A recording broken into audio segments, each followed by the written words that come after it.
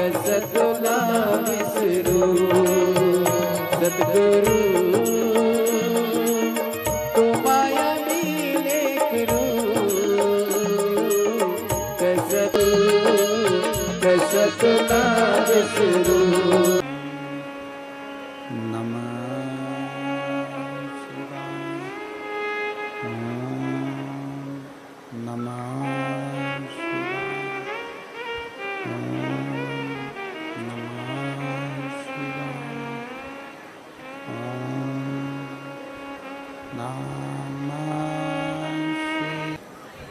श्रवण करने का सौभाग्य प्राप्त हुआ है। बड़े भाग्यशाली हैं भगवान देवाधिदेव महादेव के सभी श्रोता शिव भक्त। नांदगांव महाराष्ट्र की ये पवित्र धरा, जहाँ पर आप और हम भगवान ओगड़दानी की कृपा से, उनकी करुणा से, उनकी उदारता से पवित्र पावन 7 दिवसीय शिव महापुराण की कथा का लाभ ले रहे हैं। नांदेश्वर महादेव की ये पवित्र भूमि है, नांदगांव महाराष्ट्र, मराठवाड़ा की ये पवित्र धरा है, जहाँ पितृपक्ष में भगवान शिव की कृपा से, उनकी करुणा से, उनकी उदारता से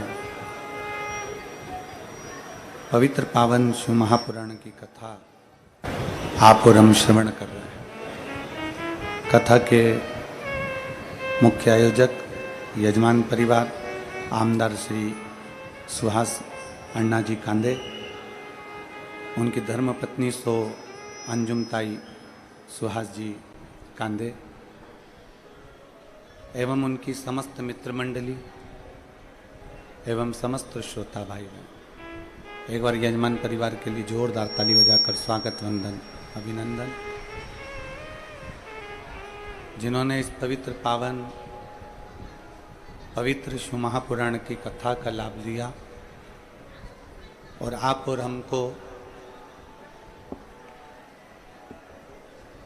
कथा श्रवण करने का सौभाग्य दिया।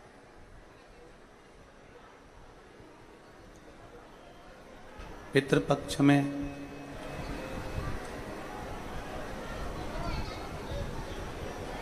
ये पवित्र श्राद्ध पक्ष की जो कथा है, ये केवल आपके और हमारे लिए ही नहीं,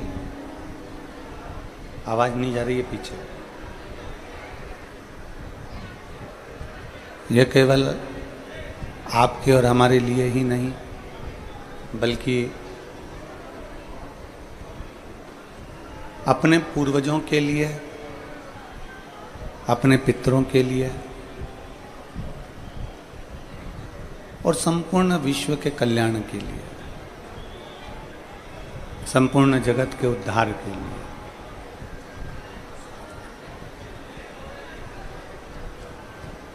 कल कथा में कहा था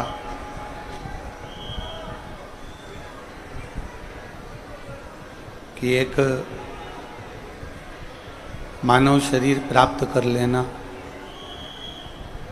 मनुष्य का शरीर ले लेना मूल नहीं, बल्कि उस मानव शरीर के साथ भगवान शंकर की अविरल भक्ति को प्राप्त कर लेना।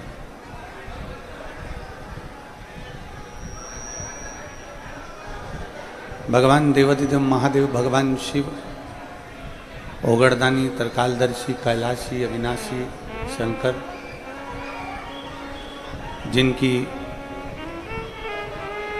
निर्मल भक्ति, भरोसा, दृढ़ता कहीं ना कहीं हमें शिव तत्व तक लेकर जाती है,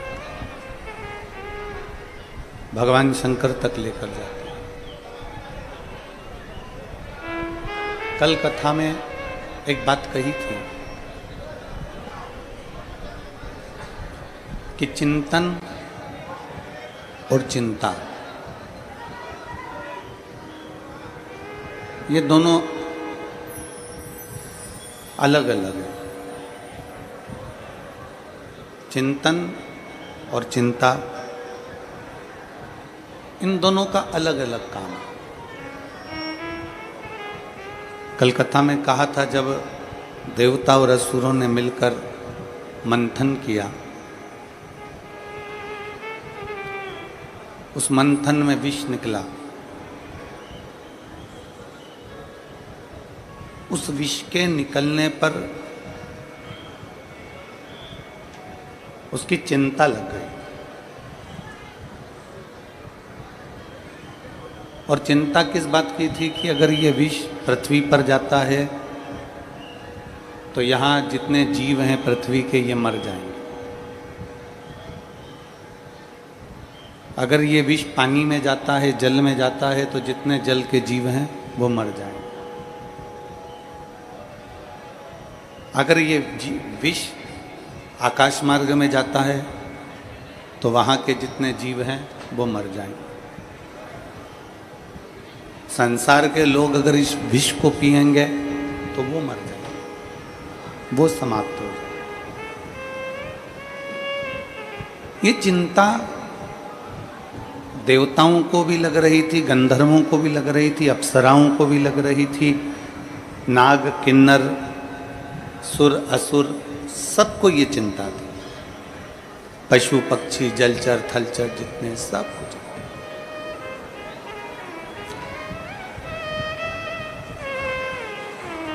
तभी भगवान विष्णु का, भगवान नारायण का आगमन हुआ और भगवान नारायण ने कहा कि ये चिंता करने का विषय नहीं है, ये चिंता का विषय नहीं है, अब ये विषय है चिंतन करने का।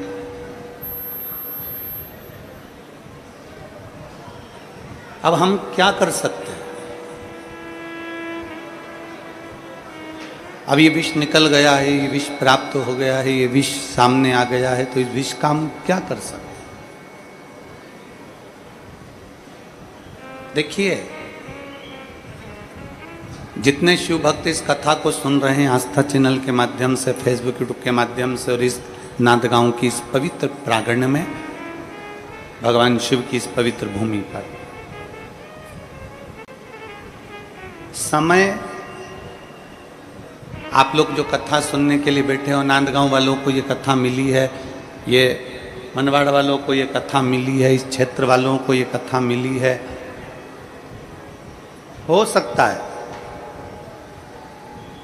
कि कथा बाद में हो और हो, आसपास के क्षेत्र में हो, पर शिव महापुराण की कथा कहती है कि समय और अवसर,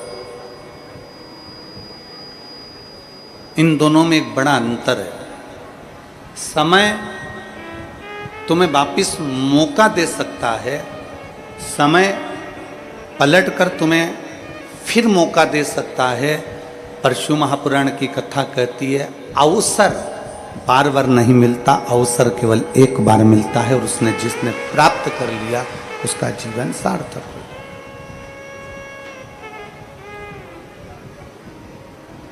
नांदगांव वालों को यह अवसर मिला है,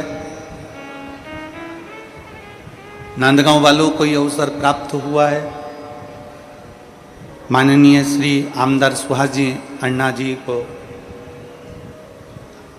ताई सो अंजुम ताई जी को मैं बहुत बहुत साधुवाद देता हूँ कि आपने अपनी जिंदगी का एक अनमोल अवसर प्राप्त किया,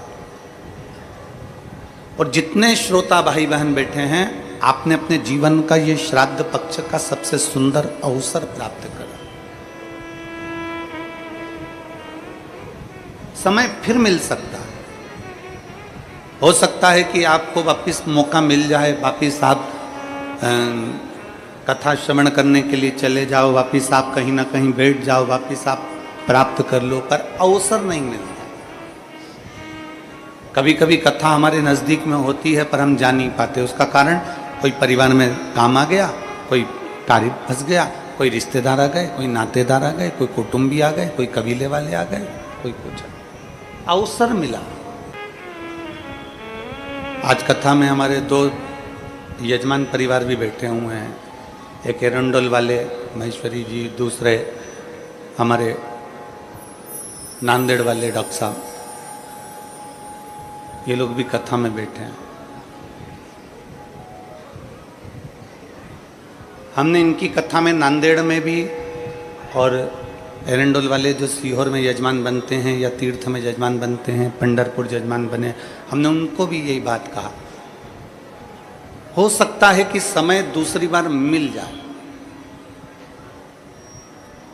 हो सकता है कि हमको वापस मौका मिल जाए, पर जो अवसर मिल रहा है, जो हमारे नज़दीक में कथा हो रही है, नांदगांव में कथा हो रही है, हमारे महाराष्ट्र में कथा हो रही है, हमारे क्षेत्र में कथा हो रही है, नांदगांव के अंतर्गत कथा हो रही है, और वो भी पितृपक्ष में। कथा मिलेगी और मिलेगी, कथा और श्रवण करने को मिलेगी, कथा और प्राप्त हो जाएगी, पर पितृपक्ष में अगर कथा मिली है तो ये अवसर क्यों छोड़ें। 1 मिनट के लिए भी अगर हम शिव पुराण में जाएं तो हमारा जीवन सार्थक हो जाए। 1 मिनट के लिए भी हम भगवान शंकर की भक्ति में जाएं तो हमारा जीवन सार्थक हो जाए। एक क्षण के लिए भी हम भगवान की भक्ति में पहुंचे तो हमारा जीवन सार्थक हो जाए। ये अवसर क्यों छोड़ें।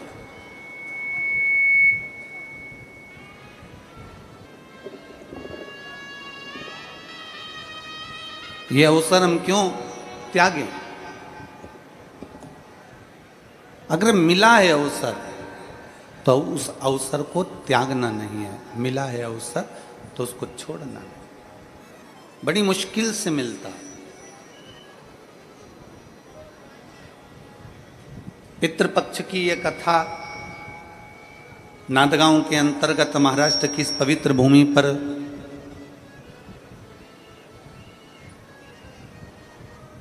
अगर आप और हम श्रवण करने के लिए बैठे हैं तो कहीं हमारे पूर्वजों का, कहीं हमारे माता पिता का, कहीं हमारे कुल देवता का, कहीं हमारे पूर्वजों का कोई पुण्य हमारे सामने प्रकट हुआ होगा, कोई पुण्य हमारे सम्मुख में आया होगा। बस ये है कि एक समय, अभी आपको कल कथा में कहा था कि विष निकला है और विष निकलने के बाद चिंता व्यापी है।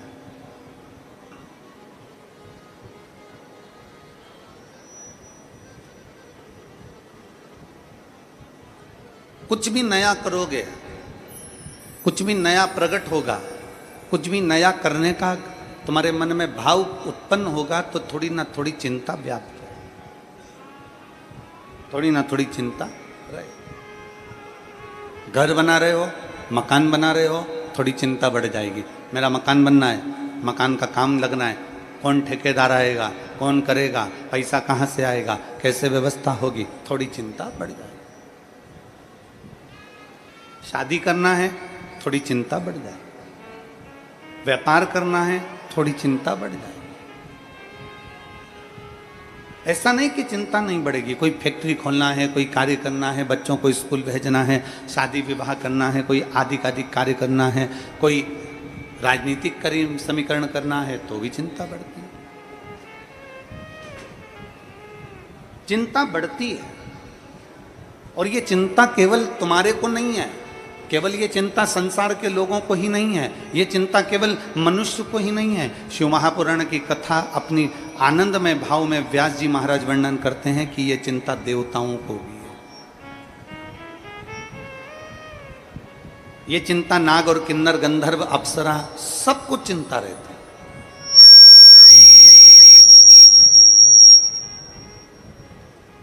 ये चिंता हर एक में समाहित होती है, ये चिंता सब में रहती है। ऐसा नहीं कि कोई गंधर्व हो, अप्सरा हो, नृत्य कर रहे हैं सो आनंद है, देव हो, किन्नर हो, असुर हो, राक्षस हो, सब में चिंता व्याप्ति है। एक थोड़ा सा विष सामने प्रकट हुआ और उस विष की चिंता व्याप गई कि ये विष कौन पिएगा, इस विष को कहाँ लेकर जाएंगे, ये विष किसको देंगे, ये जहर किसको देंगे, ये जहर कौन लेगा, चिंता व्यापी। तब भगवान नारायण ने आकर, तुरंत भगवान विष्णु ने आकर उसी समय पर कहा कि ये चिंता मत करो। भगवान नारायण कहते हैं कि अब शंकर का चिंतन करो। और आप सबसे निवेदन है, जब जिंदगी में सामने चिंता खड़ी हो, जब तुम्हें लगे कि मैं बहुत बुरी तरह से कहीं ना कहीं घिर गया हूं, जब तुम्हें लगे कि मेरे सम्मुख में ये चिंता व्याप रही है, मुझे रात की नींद चली गई, मेरी बेचैनी बढ़ गई, मेरा ब्लड प्रेशर, मेरा शुगर, ये सब कहीं ना कहीं किसी न किसी रूप में बढ़ रहा है, घट रहा है, तुम्हें चिंता व्यापने लगी। आजकल तो हम कहते हैं कि शरीर में कितनी चिंता है, आजकल इंद्रियां भी बता देती हैं। तुम्हारा शुगर का लेवल ऊपर नीचे हुआ ना तो मालूम पड़ जाता है कि तुम चिंता करने वाले हो गए। तुम्हारा बीपी ऊपर नीचे होने लगा, ब्लड प्रेशर, तो समझ में आने लगा कि तुम चिंता करने लगे। आजकल तो हमारी इंद्रियां, हमारे शरीर की एक एक अंग हमारी चिंता का विषय बता देते हैं कि हमें चिंता कितनी है। तुम्हारे शरीर का, तुम्हारे चेहरे का तेज अगर चले गया, तुम्हारे चेहरे की रौनक चली गई तो बता देगी कि तुम्हारी चिंता कितनी है। तुम्हारा बीपी शुगर ऊपर नीचे हो गया तो बता देगी कि तुम्हारी को चिंता कितनी है। शिव महापुराण की कथा कह रही है, जब विष निकला सबको चिंता थी, कोई पीने को तैयार नहीं था, समुद्र उसको लेने को तैयार नहीं है, जहर कौन पिएगा, जहर कौन धारण करेगा, पृथ्वी उसको लेने को तैयार नहीं, आकाश उसको लेने को तैयार नहीं, पशु पक्षी जलचर थलचर वायुचर जितने हैं ये कोई लेने को तैयार नहीं है, चिंता व्यापी। तब भगवान नारायण ने कहा कि एक काम करो कि शिव को याद करो और शिव का चिंतन करो, चिंता छोड़ दो, चिंतन में लग जा। शंकर का करा गया चिंतन हमारी जीवन को एक आनंदता दे देता। मुसीबत और लहर, मुसीबत और लहर, पानी की, समुद्र की लहर हो, तालाब में लहर हो, नदी की लहर हो, समुद्र की लहर हो या बीमारी की लहर हो। इसलिए तो कोरोना को बीमारी के साथ में कहा गया था, कोरोना बीमारी की लहर।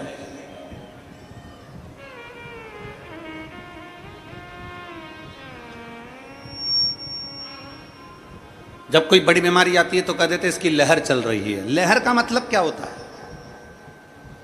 पानी की लहर और मुसीबत, पानी की लहर और दुख, पानी की लहर और तकलीफ, समुद्र की लहर और मुसीबत, समुद्र की लहर और तकलीफ, समुद्र की लहर और दुख, ये एक जैसे हैं, इनको एक जैसा कहा गया। क्यों?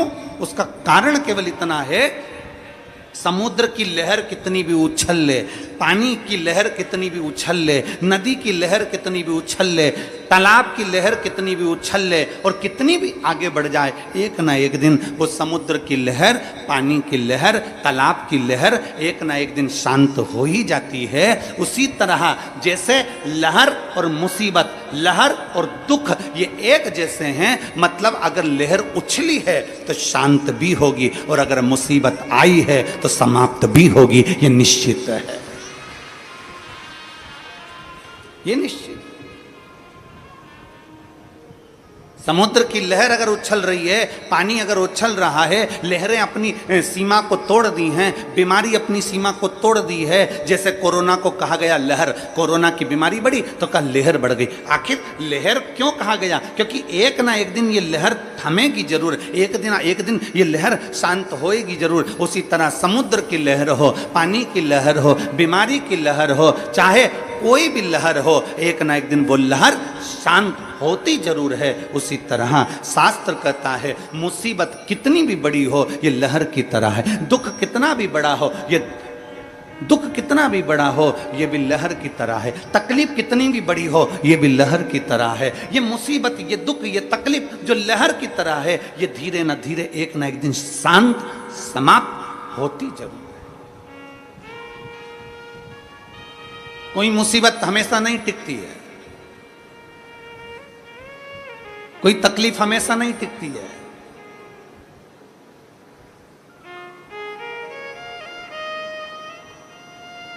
कोई मुसीबत, कोई तकलीफ, कोई कष्ट हमेशा नहीं रहता है, हमेशा नहीं रहता। एक ना एक दिन ये समाप्त होता चल जाए। भगवान देवताओं ने मिलकर, सभी देवों ने मिलकर कह दिया, भगवान नारायण ने सारे देवताओं से, सारे नागों से, किन्नर से, गंधर्व से, असुर से, पक्षियों से, पशुओं से, देवताओं से, सबसे कह दिया, सुर असुर सबसे कह दिया, चिंता ना करो, शंकर का चिंतन करो। अब जरा विचार करिएगा कि एक तरफ पूंछ पकड़ी गई है वासुकी नाग की, ये थोड़ा ऊंचा करिए, वासुकी नाग की एक तरफ पूंछ पकड़ी गई है, दूसरी तरफ मुख पकड़ा गया। एक तरफ पूंछ पकड़ी गई है, एक तरफ मुख पकड़ा गया, खींच रहे हैं उसको। अब शिव जी का चिंतन कैसे होगा? अब भगवान शंकर का चिंतन कैसे हो? जरा विचार करिएगा। चिंतन हो तो फिर हो कैसे? तभी भगवान नारायण ने कहा, चिंता मत करो, शंकर का अभिषेक जरूरी नहीं है कि आप शिवालय जाओगे तो अभिषेक हो पाएगा। शंकर का अभिषेक जरूरी नहीं कि आप अपने घर के शिवलिंग को थाली में रखोगे, परात में रखोगे, पात्र में रखोगे तब हो पाएगा। शंकर भगवान का अभिषेक जरूरी नहीं कि आप 12 ज्योतिर्लिंग में जाएंगे तब हो पाएगा। शंकर भगवान का अभिषेक जरूरी नहीं कि आप किसी मंदिर देवालय में जाएंगे तब हो पाएगा। भगवान नारायण ने समुद्र मंथन के समय पर विष निकलते समय भगवान नारायण ने एक बात संपूर्ण क्षेत्रवासियों के लिए, संपूर्ण विश्ववासियों के लिए, संपूर्ण जगत के लिए, संपूर्ण पृथ्वी पर रहने वाले, ब्रह्मांड में रहने वाले मनुष्यों के लिए कह दिया कि शंकर का अभिषेक जरूरी नहीं कि आप मंदिर जाओगे तब होगा, घर में बर्तन में शंकर का शिवलिंग रखोगे तब होगा, शंकर का अभिषेक 12 ज्योतिर्लिंग में जाओगे तब होगा। शास्त्र कहता है शंकर का अभिषेक तुम जब भगवान शंकर को दिल से याद करते हो, श्री शिवाय नमस्तुभ्यम, ओम नमः शिवाय, नमः शिवाय, जब तुम स्मरण करते हो पंचाक्षर मंत्र का, षडाक्षर मंत्र का, या श्री शिवाय नमस्तुभ्यम का, जब तुम स्मरण कर रहे होते हो और दिल से तुमने अगर उसको स्मरण कर लिया तो समझ लेना कि तुम्हारे शंकर का अभिषेक हो गया, उसका चिंतन हो गया, उसका स्मरण हो गया, उसकी भक्ति हो गई, उसका मंत्र जाप हो गया। आप समझें उसको, भजन हो गया।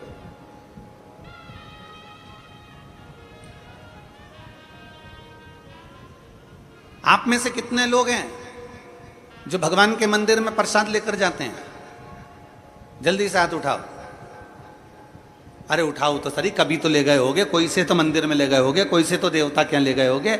ले गए थे ना, हम भी ले गए थे, ठीक है, तुम ले गए थे तो हम भी ले गए थे, हम कोई अलग से तो पैदा हुए नहीं है। तुम ले गए थे तो हम भी ले गए थे। अब आप में से कितने लोग हैं जितना प्रसाद लेकर गए थे उतना की उतना प्रसाद तुमने भगवान को खिला दिया? हम भी लेकर गए थे, हम भी नहीं खिला पाए। अगर तुम में कोई बैठा हो जिसने भगवान को 1 किलो मिठाई पूरी खिला दी, लड्डू पूरा खिला दिया, बर्फी पूरी खिला दी, कोई बैठा है? नहीं, ना हम है ना तुम, जैसे तुम वैसे हम, ठीक है। अब अंदर बैठा भगवान को तुमने भोग लगाया और तुमने वो प्रसाद वहाँ रख दिया, तुमने वो प्रसाद वहाँ दे दिया और भगवान को नमन कर कर कहा, बाबा मैं तुम्हारे लिए ये भोग लेकर आई हूँ, आप इसको पा लेना। जब शरीर में बहुत बड़ी बीमारी होती है ना, तो जो लोटा भरकर जल चढ़ाने वाले होते हैं ना, जो भगवान को जल चढ़ाते हैं, वो जल चढ़ाते चढ़ाते शंकर जी को क्या कहते हैं? बाबा बहुत बड़ी बीमारी हो गई, डॉक्टर ने मना कर दिया है, बाबा डॉक्टर कहता है कि ये किडनी नहीं चलेगी, ये लीवर नहीं चलेगा। बाबा मेरा थायराइड बढ़ गया, बाबा मेरी शुगर बढ़ गई, बाबा मेरा ब्लड प्रेशर गड़बड़ हो रहा है, बाबा मेरी आंखों की रोशनी चली गई, बाबा बहुत तकलीफ में हूँ। तब हम जब भगवान शंकर को जल चढ़ाते हैं ना, उस समय बाबा से कहते जाते हैं, और बाबा से आखिरी में जल चढ़ाकर फिर कहते हैं, बाबा मैंने जो जल समर्पित करा है ना बाबा, इसको अमृत कर दीजिए। मैंने सुना है आपकी जटा में गंगा है और गंगा अमृत का काम करती है। मैंने सुना है आपकी जटा में चंद्र है, चंद्र अमृत का काम करता है। बाबा मैंने सुना है आपके मस्तक पर सूर्य है, सूर्य अमृत का काम करता है। बाबा आपके पूरी शरीर में 33 कोटि देवता विराजमान है। बाबा जब मैं जल चढ़ाऊं ना तो इसको अमृत कर दीजिए, और मेरे रोग को आपका जल का आचमन करते से ही मेरे रोग समाप्त कर दीजिए। शिव रोग को समाप्त कर दो।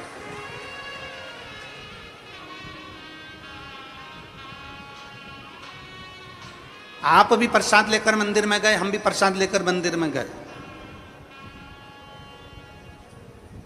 कल हमारे श्री आमदार सुहास अन्ना जी कांदे जी कह रहे थे, और ताई कह रही थी कल कि गुरुजी हम दोनों भोजनशाला में गए थे और रोज जा रहे हैं गुरुजी, प्रतिदिन भोजनशाला में हम रोज जा रहे हैं। और गुरुजी भोजनशाला में जब हम रोज जाते हैं और जो सारे शिव भक्त भोजन कर रहे हैं उसी में से हम लोगों ने भी भोजन किया। तो कल माननीय आमदार जी और ताई कह रहे थे कि गुरुजी ना जाने उस भोजन में क्या है ऐसा कि भगवान का प्रसाद अलग ही स्वाद आ जाता है। तो मैं श्री सुहास अन्ना जी से कहूँगा, जब भाव से भगवान को दिया जाए ना तो भगवान भाव से पा लेता है।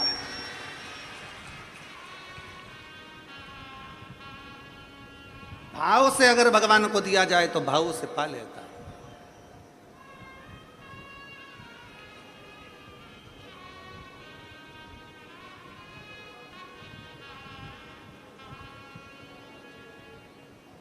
3 लाख भक्त अगर यहाँ कथा सुनने के लिए आ रहे हैं, 2 लाख भक्त कथा सुनने के लिए आ रहे हैं, 4 लाख भक्त अगर कथा सुनने के लिए आ रहे हैं, तो उसमें से कम 1.5 से 2 लाख भक्त ऐसे होते हैं जो भगवान शंकर का प्रसाद पाकर जाते हैं।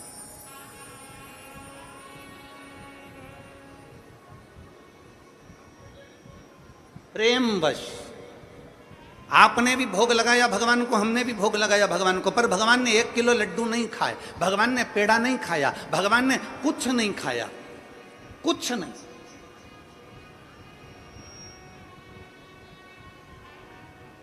जब भगवान ने कुछ नहीं पाया, प्रेमवश बस भगवान के सामने रखा और भगवान ने उसे भाव से पा लिया, तो जो प्रसाद हम खाते हैं उसमें अपने आप स्वाद बढ़ जाता है। इससे ये महसूस होता है कि भगवान ने भोग लगा लिया है। इससे ये महसूस हो जाता है कि भगवान ने भोग लगा लिया। अब चलो आगे बढ़ते हैं इसी कथा में।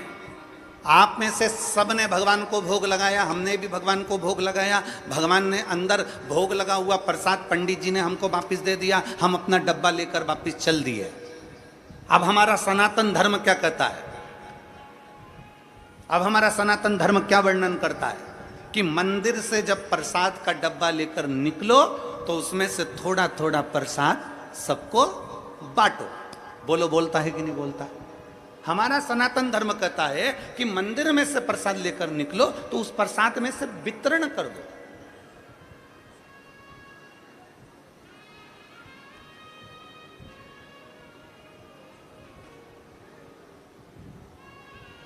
अन्ना जी आपको कल के लिए एक धन्यवाद। कल एक दीदी यहाँ पर व्हील चेयर पे आई थी।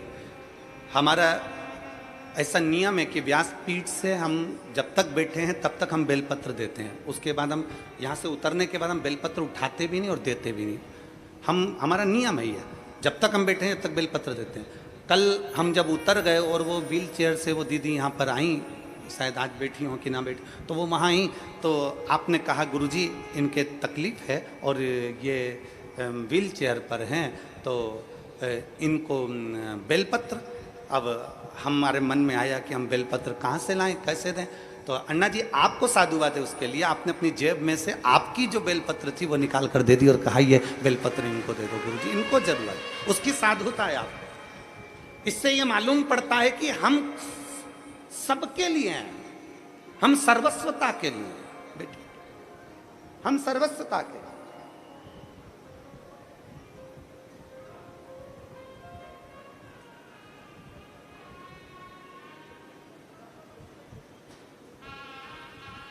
एक समर्पण का भाव किसको कहते हैं? हमारा सनातन धर्म कहता है आपके हाथ में मिठाई का डब्बा है ना, लड्डू का डब्बा है, मंदिर में भोग लगाया हुआ डब्बा आप लेकर चलते हो, उस डब्बे को बाहर लाकर वितरण क्यों किया जाता है, प्रसाद क्यों दिया जाता है? हमारे बद्रीनाथ से होकर आए तो प्रसाद दे दिया, वैष्णो देवी से होकर आए प्रसाद दे दिया, पंडरीनाथ से होकर आए प्रसाद दे दिया, हम शिरडी से होकर आए प्रसाद दे दिया, हम जगन्नाथ से होकर आए प्रसाद दे दिया, हम त्र्यंबक से होकर आए, हमने हमारे मोहल्ले में हमारे रिश्तेदारों को प्रसाद दे। ये नियम सनातन धर्म ने क्यों बनाया, उसका कारण क्या है? सनातन धर्म में ये नियम क्यों बना कि आप मंदिर से आओ तो प्रसाद दो? सनातन धर्म में ये नियम क्यों बना कि आप भीमा शंकर गए वहां से दर्शन कर आए और आपने अपने पड़ोसियों को, रिश्तेदारों को, नातेदारों को छोटा छोटा पैकेट बनाकर प्रसाद का दिया, आपने किसी को प्रसाद दिया? ये प्रसाद हमारे सनातन धर्म में हम कहीं से होकर आते हैं, भगवान को भोग लगा कर आते हैं, ये प्रसाद क्यों देते हैं? उसका कारण है क्या? आखिर क्या हमारा सनातन धर्म में ये चीज क्यों बताई गई कि प्रसाद देना चाहिए? उसका कारण केवल इतना सा है कि मंदिर में जो भगवान बैठा है, जिसको हमने भोग लगाया है, वो अंदर बैठकर हमारे प्रसाद को भाव से खाता है, सामने प्रकट होकर नहीं खाता। पर उसी प्रसाद को जो बाहर मंदिर तक नहीं गए, उनको जब आप थोड़ा सा प्रसाद देते हो तो उनके अंदर बैठा हुआ शंकर उस प्रसाद को पा लेता है और उसका उद्धार कर देता है। तुझ में रब दिखता है, यारा में क्या करूं? हर एक में शिव दिखता है, यारा में क्या करूं?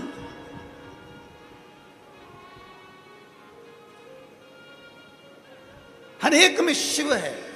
मंदिर से बाहर निकले, प्रसाद बांटना प्रारंभ करा, प्रसाद बांटना प्रारंभ करा तो ना जाने किस वेश में नारायण मिल जाए, इतने को प्रसाद दिया है, 25 लोगों ने प्रसाद लिया, 50 लोगों ने प्रसाद लिया, ना जाने कौन व्यक्ति के साथ था, किस भाव से उसने प्रसाद को ग्रहण करा, ना जाने कौन था जो शंकर का रूप रखकर आया प्रसाद लेकर चले गया, ना जाने कौन था जो शिव तत्व के रूप में आया और प्रसाद लेकर चले गया।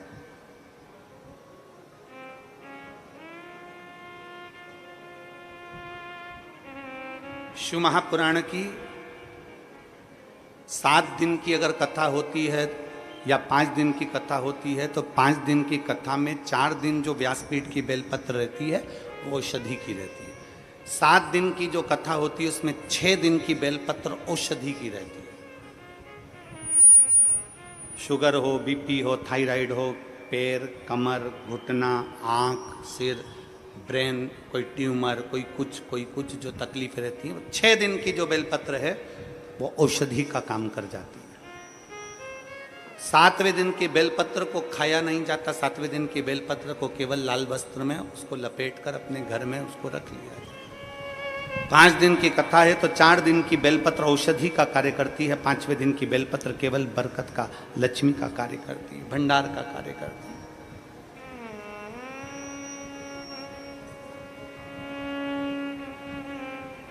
शिव महापुराण की बेलपत्र का बड़ा महत्व है। आप लोग कभी अगर शिव पुराण का अगर तुम्हारे घर में अगर शिव पुराण हो तो उसको पढ़ेंगे तो उसमें बेलपत्र का महत्व आएगा। बेलपत्र का क्यों शिव पुराण की बेलपत्र की इतनी औषधि है? क्यों शिव पुराण की बेलपत्र को इतना लक्ष्मी की प्राप्ति का केंद्र बिंदु बताया? उसका कारण यह है 12 ज्योतिर्लिंग करने के लिए 12 स्थान पर जाना पड़ता है। उप ज्योतिर्लिंग करने के लिए उप स्थान पर जाना पड़ता है। 4 धाम करने के लिए 4 स्थान पर जाना पड़ता है। सारी नदी, तालाब और सरोवर का स्नान करने के लिए सारे स्थान पर, सरोवर पर जाना पड़ता है। सारे कुंड और बावड़ी का स्नान करने के लिए कुंड और बावड़ी पर जाना पड़ता है। पर केवल वेद व्यास जी ने लिखा शिव महापुराण के अंदर कि केवल एक शिव पुराण ऐसी है कि वो शिव पुराण जहां पर रहती है वहां सारे तीर्थ, नदी, तालाब, ज्योतिर्लिंग, उपलिंग सब आकर विराजमान हो जाते हैं। और उस शिवलिंग की अर्थात उस पुराण की एक बेलपत्र भी औषधि का कार्य कर जाता है। उस बेलपत्र की इतनी महत्वता बढ़ जाती है, इतनी महत्व।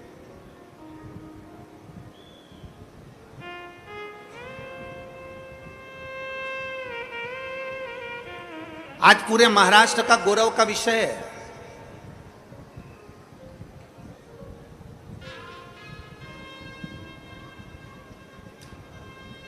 आज पूरे महाराष्ट्र को आतिशबाजी चलाना चाहिए, नगाड़े बजाना चाहिए, ढोल बजाना चाहिए पूरे महाराष्ट्र को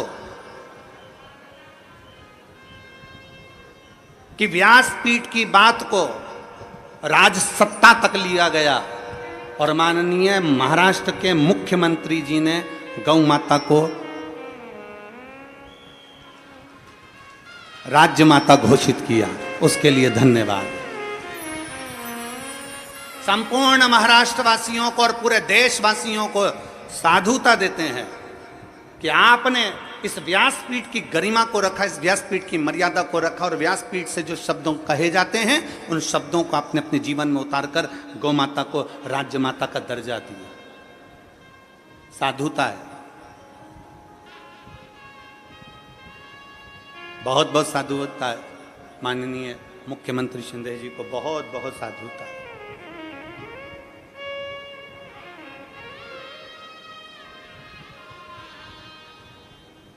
और मैं 1008 जगत गुरु शंकराचार्य श्री अभिमुक्तेश्वरानंद महाराज जी को भी धन्यवाद देता हूँ और साथ में गोपाल मणि जी को भी धन्यवाद देता हूँ। साथ में श्री राजेंद्र दास महाराज जी को 1008 संत शिरोमणि श्री राजेंद्र दास महाराज जी को भी साधुवाद देता हूँ और सारी व्यासपीठों को साधुवाद देता हूँ जिन्होंने गौ माता के लिए बहुत कुछ बोला। और आज महाराष्ट्र की सरकार ने गौ माता को राज्य माता घोषित करा, उसके लिए साधुता है।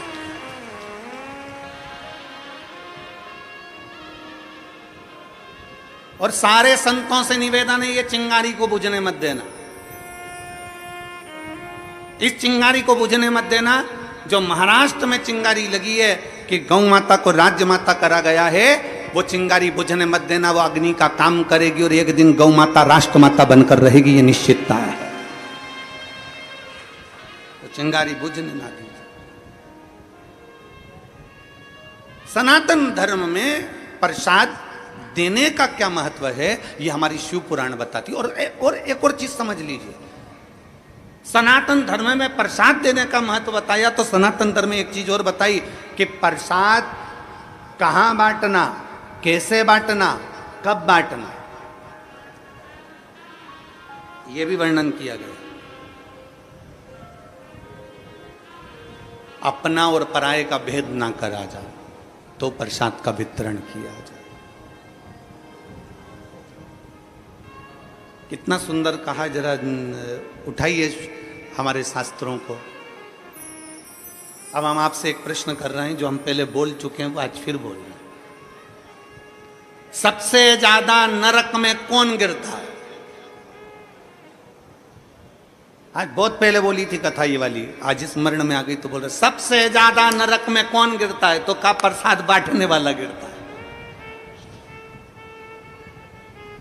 प्रसाद बांटने वाला गिरता है, तो प्रसाद बांटने वाला नरक में क्यों गिरेगा? तो शिव महापुराण में वेद व्यास जी वर्णन करते हैं प्रसाद हमेशा धर्म की जगह पर बढ़ता है, अच्छी जगह पर बढ़ता है। मंदिर, देवालय, गुरु, परमात्मा की साक्षी में बढ़ता है।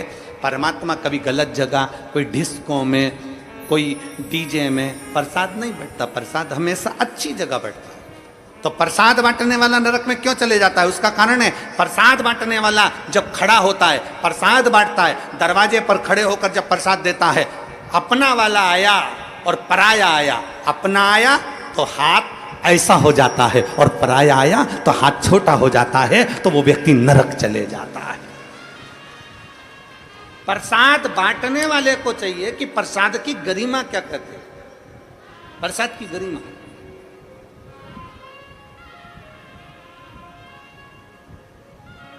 कल हमने जो देखा यहाँ पर आमदार जी, बहुत अच्छा लगा उसके लिए, सुहास अन्ना जी, उसके लिए हम साधुता। क्यों आपने उन 3 बेलपत्र के 3 पत्ते में से भी हम बोले भी इनको कि आपको 3 पत्ते की बेलपत्र, अगर इनको 1 पत्ता देना हो तो 2 आप रख लीजिए। तो कहने गुरुजी आप, उनका स्वास्थ्य खराब है, आप पूरा दे दो, पूरा दे दीजिए आप।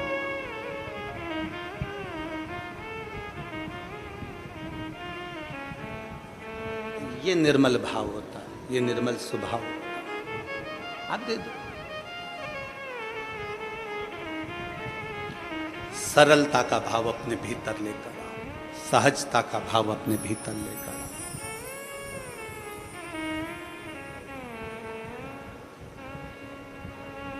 जब एक सरलता, एक सहजता अपने भीतर आती है, लोग कहते हैं मेरा भोला किसको मिलता है, तो शिव महापुराण की कथा कहती है भोले को भोला जल्दी मिलता है, भोले को भोला जल्दी मिलता है।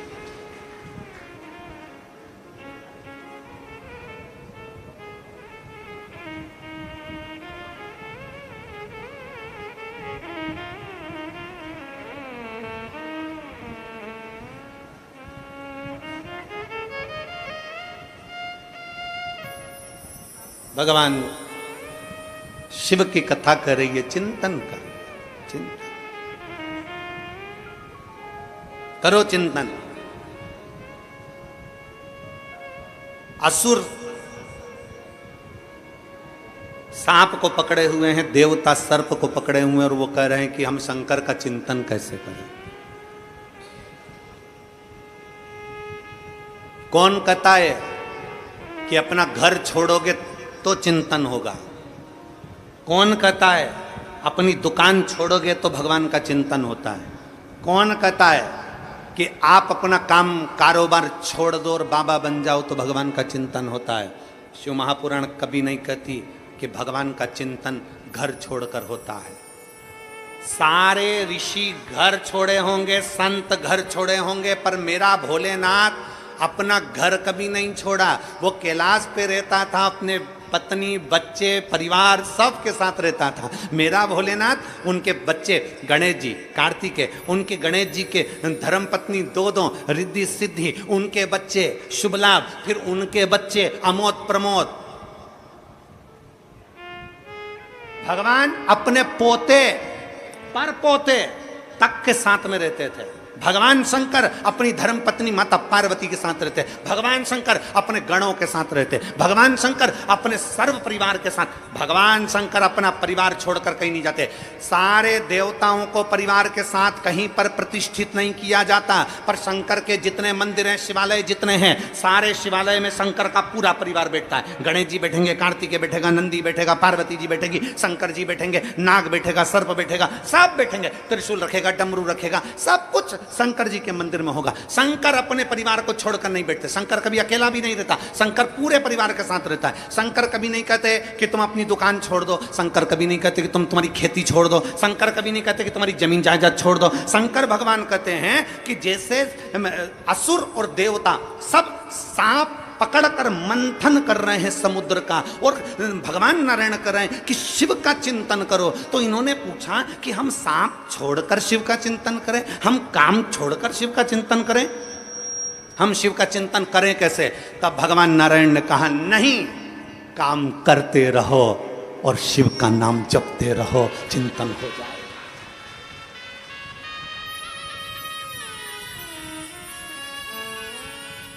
काम करते रहो, नाम जपते रहो, शिव का चिंतन हो जाएगा। लिंगायत संप्रदाय के अंतर्गत, शैव लिंगायत संप्रदाय के अंतर्गत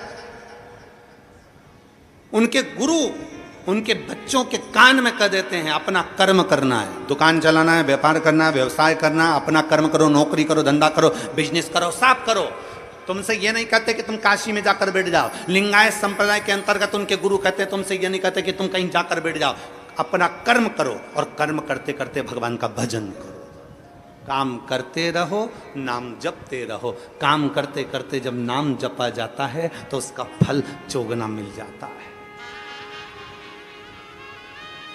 घर छोड़कर तप करने वाले को जो फल मिलता है, घर छोड़कर संन्यास धारण करने वाले को जो फल मिलता है, घर छोड़कर अपना परिवार छोड़कर वन में बैठकर तप करने वाले को जो फल मिलता है, उससे चौगुना फल घर में रहकर भगवान का नाम जपने वाले को प्राप्त हो जाता है। हमने कभी तुमसे ये नहीं कहा कि तुम्हारा घर छोड़ो। हम तो एक काम करते हैं, अपने घर से एक लोटा जल भरो, शंकर जी का जो मंदिर पास में है वहां पहुंच जाओ। जो शंकर का मंदिर, जो शिवालय तुम्हारे घर के पास में है, तुम वहां जाओ और एक लोटा जल समर्पित करो। तुम्हारे घर के पास का जो शिवालय है, तुम्हारे घर के पास का जो शंकर का मंदिर है, वो मंदिर नहीं, सारे 12 ज्योतिर्लिंग का केंद्र बिंदु है। वहां जाकर जल समर्पित करो। सारी समस्या का हल। आप वहां जाइए, आप शंकर को एक लोटा जल समर्पित करिए।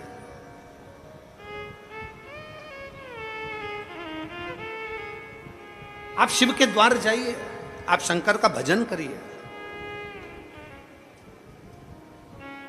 जैसे लहर शांत होती है, दुख भी शांत होता है, समस्या भी शांत होती है, टेंशन भी शांत होता है, पर थोड़ा सा शिव की भक्ति। लहर आई है तो थोड़ा सा उछलने दो, दुख आया है थोड़ा बढ़ने दो, तकलीफ आई है थोड़ा आएगा, कष्ट आया है थोड़ा आएगा, तकलीफ आई है थोड़ा आएगा। चिंता ना करो, शंकर की भक्ति करो, धीरे धीरे धीरे धीरे धीरे धीरे शांत हो जाए। अपने स्वभाव को, अपने मन को, अपने चित्त को विचलित मत होने दो।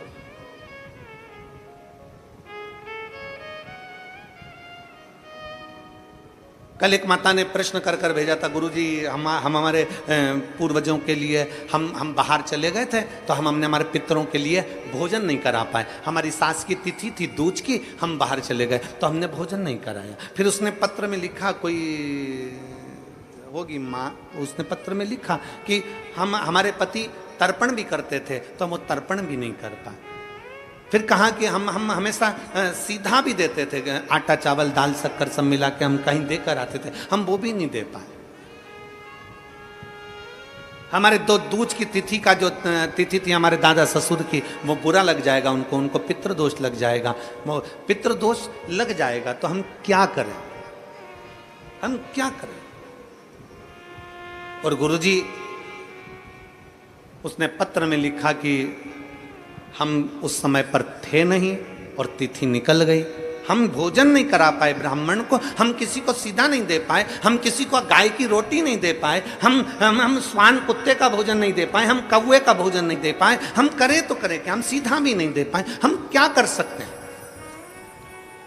शिव महापुराण की कथा में एक बड़ा सुंदर चरित्र आता है।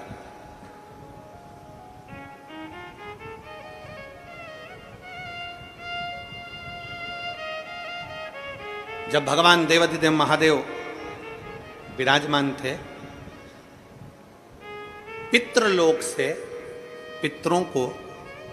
पितरों के स्वामी आर्यमा, पितरों के स्वामी आर्यमा लेकर आए थे कौवे पर बिठाकर, और पृथ्वी पर उनको छोड़ा गया। कितने दिन के लिए? जम के बोलो, 16 दिन के लिए। बहुत ध्यान से सुनना कथा को। 16 दिन के लिए पृथ्वी पर पितरों को आर्यमा स्वामी ने, पितरों के जो स्वामी थे आर्यमा, कौवे पर बिठा कर लाए और उनको सारे पितरलोक के जितने जीव थे सबको पृथ्वी पर छोड़ दिया। पितरलोक पूरा खाली, पितरलोक पूरा खाली, पूरा खाली। सारे पितर पृथ्वी पर आ गए, सारे पितर। अब पितर पृथ्वी पर आए, आर्यमा स्वामी पितरों के देवता कौवे पर लेकर आए, नीचे छोड़ दिया पृथ्वी लोक पर, मृत्यु लोक पर। ये पृथ्वी लोक किसका? बैकुंठ भगवान विष्णु का है, ब्रह्मलोक ब्रह्मा जी का है, इंद्रलोक इंद्र का है, गरुण लोक गरुण का है, वरुण लोक वरुण का है, सर्पलोक सर्पों का, पताल आदि सबका। ये पृथ्वी किसकी है? जम के बोलो, ये मृत्यु लोक का स्वामी कौन है? देव अधिदेव महादेव। मृत्यु लोक का स्वामी कौन? भगवान शंकर, भगवान शिव। जब आर्यमा स्वामी पितरों को लेकर आए, पृथ्वी पर लाकर छोड़ा, भगवान शंकर के सामने जाकर आर्यमा स्वामी ने कहा, बाबा भोलेनाथ, शंभु त्रिकालदर्शी कैलाशी अविनाशी है शिव, कृपा करिए। शंकर भगवान ने पूछा, क्या बात है आर्यमा? आर्यमा क्या हुआ? आर्यमा स्वामी ने कहा, बाबा भोलेनाथ, 16 दिन पितरों के पूर्ण हो जाएंगे। अमावस्या के दिन पितर अपने अपने पितृलोक में चले जाएंगे। सारे पितर पितृलोक में पहुंच जाएंगे, सारे पितर।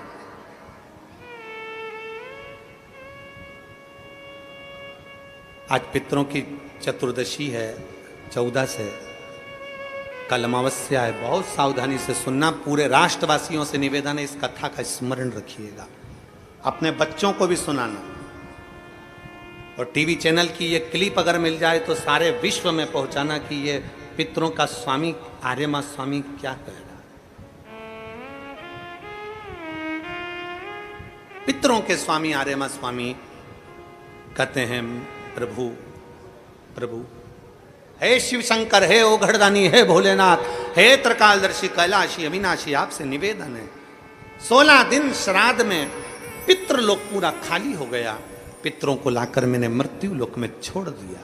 सारे पितृ, सारे पूर्वज जितने मर कर चले जाते हैं, वो 16 दिन पृथ्वी पर आकर इन जीवों के रूप में फिरते हैं। दिखते नहीं हैं, जीव के रूप में रहते हैं, अणु जैसे।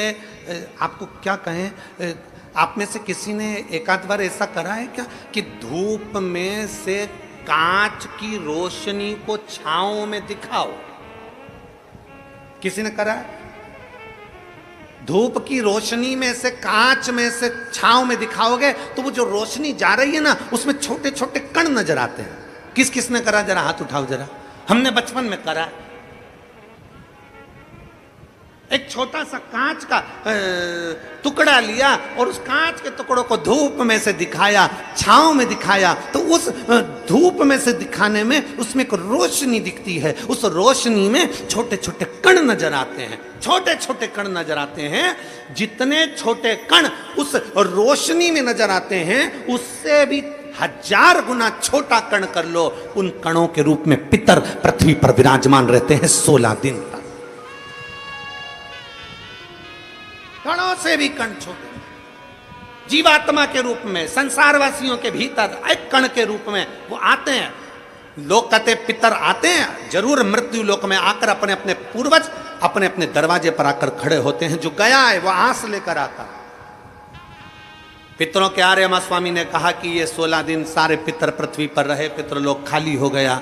ये सब पितृलोक से आए हैं, इनके परिवार वाले भोजन देंगे, ये आस लेकर आए हैं। क्योंकि जैसे घर की बहू को सास से आस रहती है कि मेरी सास मुझे सोने की अंगूठी देगी, मेरी सास मुझे पायल देगी, मेरी सास मुझे वस्त्र देगी, मेरी सास मुझे ये देगी, उसी तरह घर के जो जीव चले गए, जो मर गए, जो शांत हो गए, जो चले गए, उनको आस रहती है कि हमारे घर का पर पोता, हमारे घर का पोता, हमारे घर का बेटा, हमारे घर की बेटी, हमारा दामाद, हमारा रिश्तेदार हमको भाग देगा। पहले घर जाते हैं, वहां नहीं मिलता तो नाना के घर जाते हैं, वहां नहीं मिलता तो फिर दूसरे बेटी दामाद के घर जाते हैं, कहीं से कुछ मिल जाए। तो आर्यमा स्वामी ने कहा अपने भोले बाबा से, हे शंभु, हे त्रिकालदर्शी कैलाशी, ये 16 दिन श्राद्ध के पितृ रहते हैं पृथ्वी पर। आखिरी में अमावस्या के दिन ये अपने घर को जाते हैं। बाबा, इनमें से कई पितर ऐसे हैं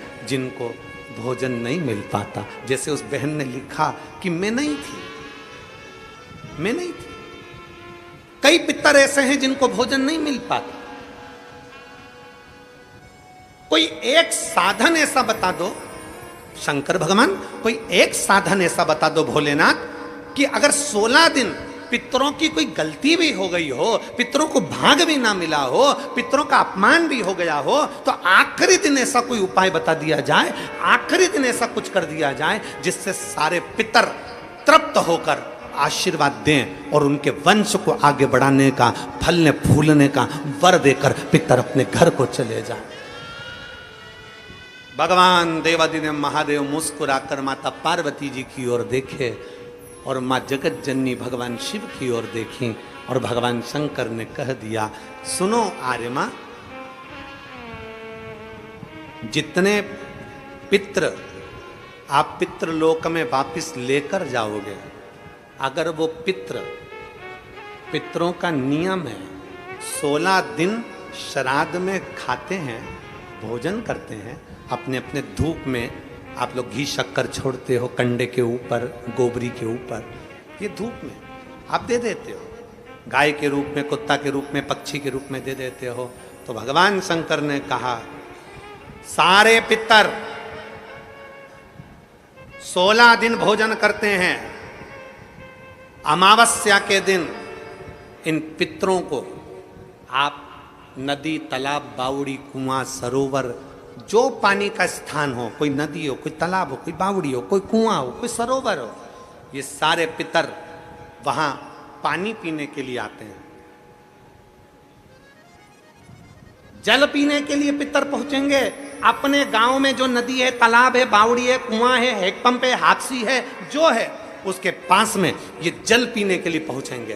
तो सुनो आर्यमा स्वामी, अगर संसार में रहने वाला मनुष्य पितृपक्ष की अमावस्या को, पितृमोक्ष अमावस्या को, जो कि कल 2 अक्टूबर की है, पितृपक्ष की अमावस्या, पितृमोक्ष अमावस्या जो कि कल 2 अक्टूबर की है, अगर पितृपक्ष अमावस्या के दिन प्रदोष के समय पर, प्रदोष का समय जानते हो ना, सूर्यास्त के समय जब होता है प्रदोष का समय, अगर घर का व्यक्ति एक घी का दीप लेकर उस जलाशय, नदी, तालाब, बावड़ी, कुआं, हैंडपंप जो उसके पास में हो, जो जलाशय पास में हो, वहां पहुंचकर प्रदोष काल में दक्षिण की ओर दिया जो लगेगा उसमें बत्ती लंबी लगेगी, गोल बत्ती नहीं। कौन सी बत्ती? लंबी बत्ती। लंबी बत्ती जानते हो सब लोग? कपास की जो बाती होती है वो लंबी वाली, गोल बाती नहीं, फूल बाती नहीं, लंबी बाती। कपास की बाती को लंबा कर कर वो बाती घी के दिए में रखकर, बाती का मुख दक्षिण का कर कर अगर दीप प्रज्वलित किया जाता है तो वो घर के पितर कभी बद्दुआ नहीं देते, उन पितर आशीर्वाद देकर ही जाते हैं। हमसे अगर अपमान हो गया, भोजन ना करा पाए, भाग ना दे पाए, कुछ तकलीफ हो गई, कोई कष्ट आ गया, हम हमारे पूर्वजों को नहीं पूछ पाए, तो पितृ मोक्ष अमावस्या के दिन मतलब कल 2 अक्टूबर को शाम के समय प्रदोष काल में अपने पास में जो नदी हो, अपने पास में जो बावड़ी हो, अपने पास में जो कुआं हो, अपने पास में जो हापसी हो, अपने पास में जो हो तुम्हारे नजदीक में, और अगर कुआं, बावड़ी, हापसी, तालाब कुछ भी नहीं हो तो पीपल का पेड़ या बड़ का बट वृक्ष या पीपल का वृक्ष या बेलपत्री का वृक्ष, इसके नीचे, अगर तालाब, नदी, कुआं, बावड़ी नहीं है तो उस वृक्ष के नीचे अगर दक्षिण की ओर बाती का मुख कर दिया जाए और वहीं पर बाती को जला दिया जाए, उस दीपक को प्रज्वलित कर दिया जाए और अपने पूर्वजों को प्रणाम कर कर वापिस अपने घर पर आइए, पितृदोष कभी नहीं हो सकता, पितृ शांत ही रहे, पितृ शांत ही रहे। भगवान शिव कहते हैं, सुनो आर्यमा स्वामी, ये प्रदोष काल का समय मेरा, और शंकर भगवान कहते हैं ये मेरा और पार्वती के भ्रमण का समय है।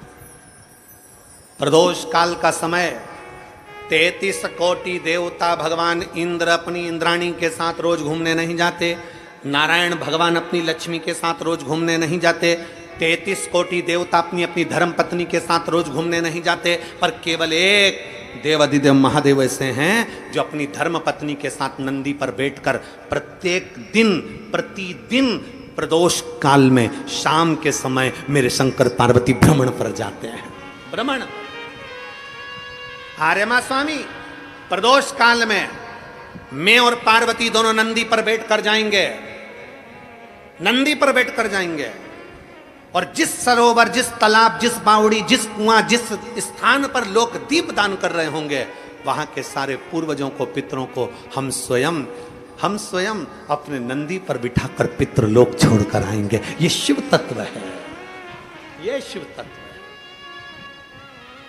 और खाली ना जाता कोई दर से तुम्हारे, खाली न जाता कोई दर से तुम्हारे मैं भी खड़ी हूँ नन्ही बाहें पसारे अपने हृदय लगा लो गिरा जा रहा हूँ उठा लो भोले अपने दर से अब तो ना टालो गिरी जा रही हूँ उठा लो। पितृपक्ष की अमावस्या मतलब 2 अक्टूबर भगवान देवाधिदेव महादेव खूब आनंदमय भावों से अपने पितरों के निमित्त जलाशय नदी तालाब बावड़ी कुआं जो तुम्हारे पास में हो वहां जाकर घाट पर दीप दक्षिण की बाती लगाकर उसको प्रज्वलित अवश्य करें अवश्य।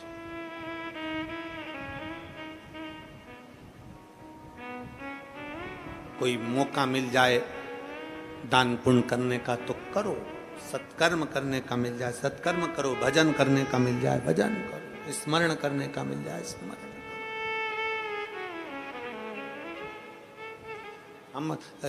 हम फिर वापिस अंजुम ताई जी को और आमदार सुहास अन्ना जी को बहुत बहुत साधुवाद देते हैं। ताई इतने सारे भक्तों को शिव भक्तों को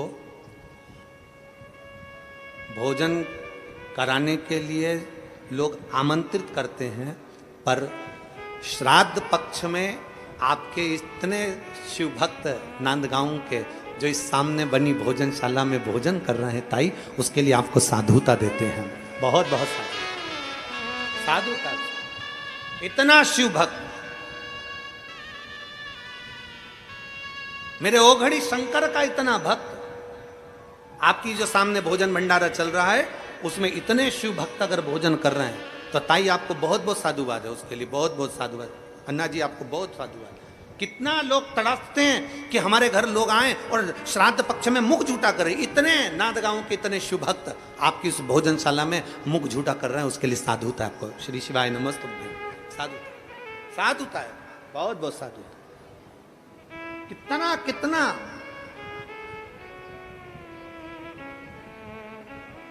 और तेरी कृपा बिना ना हिले एक भी अणु, लेते हैं श्वास तेरी कृपा से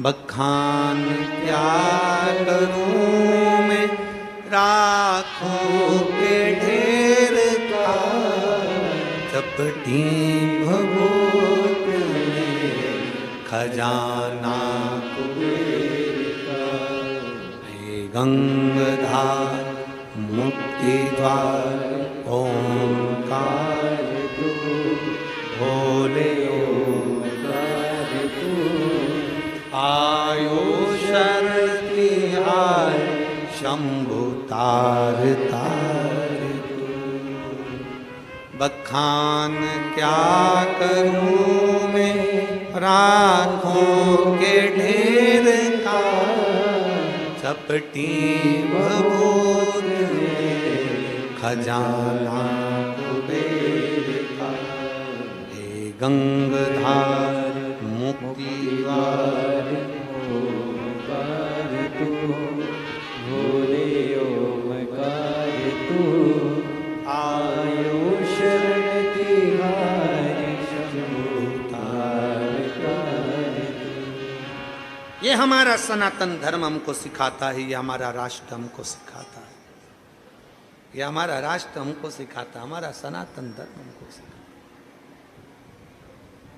ये हमारा शिव तत्व हमको सिखाता है।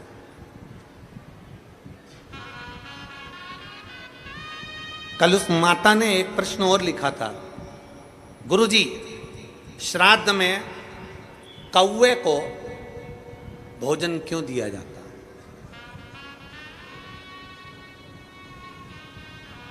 श्राद्ध में कौवे को भोजन क्यों दिया जाता है? अरे भाई, मेरी जीजी, मैं आपको हाथ जोड़कर प्रणाम कर कर निवेदन करना चाहूँगा कि श्राद्ध में कौवे को भोजन क्यों दिया जाता है। किसी साइंटिस्ट से पूछें, किसी वैज्ञानिक से पूछें, किसी रिसर्च सेंटर से पूछें कि कौवे को श्राद्ध में भोजन क्यों दिया जाता है। हमारा सनातन धर्म साइंस से जुड़ा हुआ है। हमारे शास्त्र, हमारे वेद, हमारे पुराण, हमारे जितने वेद पुराण शास्त्र सब साइंस से जुड़े हुए हैं। और हमारा शास्त्र कहता है कि श्राद्ध में कौवे को भोजन क्यों दिया जाता है। उसका एक कारण है, श्राद्ध का भोजन कौवा जब करता है, कौवा भोजन करने के बाद उस भोजन को करने के बाद उस भोजन को पचाने के लिए कौवा पीपल के वृक्ष पर बैठता है। कौवा जब पीपल के वृक्ष पर बैठता है तो पीपल के वृक्ष के फल को, उसके पत्ते को, उसकी जड़ को, फल को खाना प्रारंभ करता है। कौवे का श्राद्ध का भोजन ऐसे ही नहीं पच जाता। कौवा पीपल के फल को खाता है। पीपल के फल को खाता है तो वो फल खाया हुआ कौवा किसी दीवार पर, किसी भूमि पर अपनी बीट करता है तो वहां पीपल का पेड़ उत्पन्न हो जाता है, जिससे सनातन धर्म की मजबूती होती है।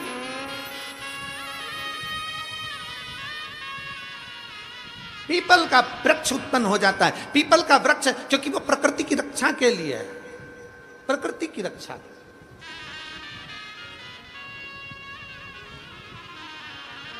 आ जाइए, आ जाइए, आ जाओ।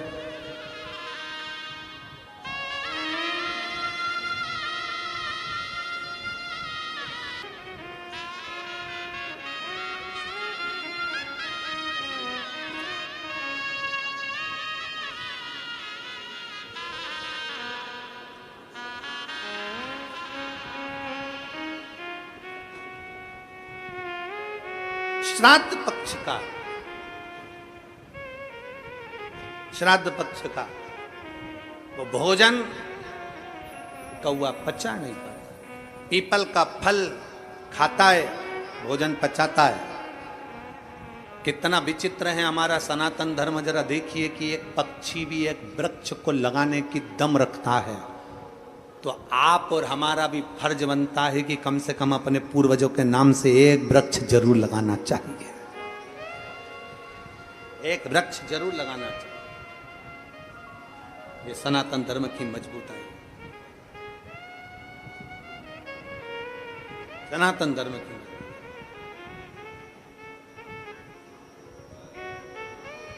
और तेरी कृपा बिना न हिले एक भी अणु, लेते हैं श्वास तेरी कृपा से।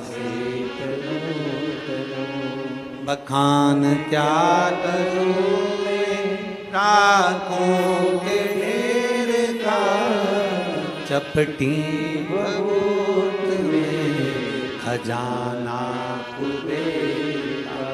हे गंगधार मुक्ति द्वार ओंकार